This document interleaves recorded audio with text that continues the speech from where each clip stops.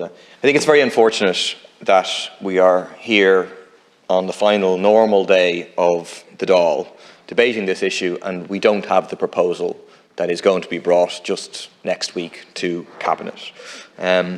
Every time we've asked about this over the past number of months, we've been told again and again and again, I'm going to bring a proposal to Cabinet before Christmas. And so literally the final meeting of the Cabinet before Christmas is when it's going to happen. And I really hope that it's just a coincidence that that so happens to be a time when there's no Dáil sitting to discuss what is being brought forward, and the media will have their attention elsewhere and not be able to, or will not significantly be reflecting discussion and so on it. I hope I'm wrong about that. I hope that is purely a coincidence, but I think it is suspicious to say the least. Second point is that it's very striking that in the Minister's statement, there's no history to this at all.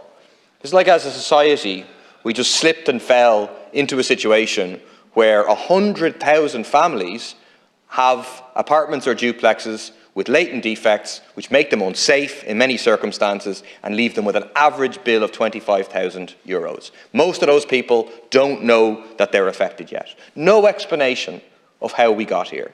Why is that? Presumably because the reason we got here is because of a regime of self-certification which was introduced first when Fine Gael was in government, introduced into the Dáil, and then passed into legislation when Fianna Fáil was in government. A scheme that you were warned about at the time, very, very clearly.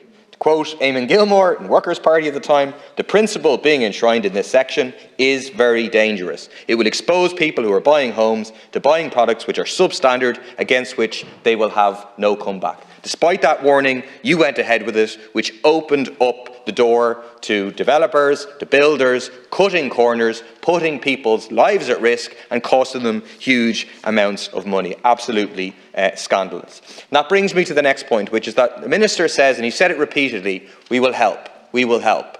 From my experience of the people who are affected by this issue, that language drives them absolutely wild, because it implies that this is their fault, but you very generously are going to step in and give them a dig out, some sort of assistance with the problem.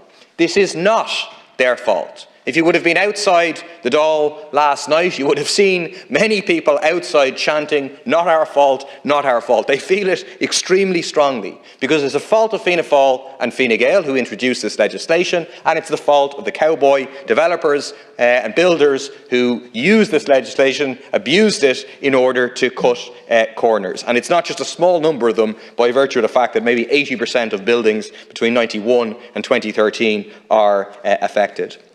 The answer, what they want is not help. What they want is very clear, 100% redress, full retrospection, done rapidly, the state to pursue the builders responsible. It's very, very simple. I don't understand why we're so long on now from the original report from the working group, why we can't have this before us. I'm not saying the implementation of it can be done overnight, of course not, but the principles should be announced immediately.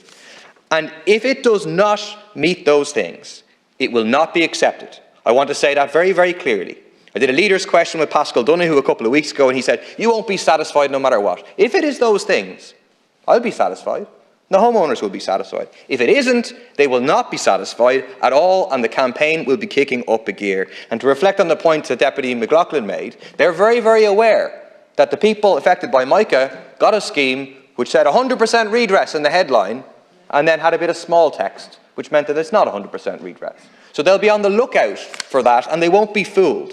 I want to finally just pay tribute to those who have spoken out, who are living in conditions where they can't sleep sometimes because of fear of what can happen to their home, but they've put their energy into campaigning, to protest and to speak about their own personal experience, to put massive pressure on you. They're a formidable group of people, and I warn the government, if they give them anything less than 100% redress, you'll be making a very, very big mistake.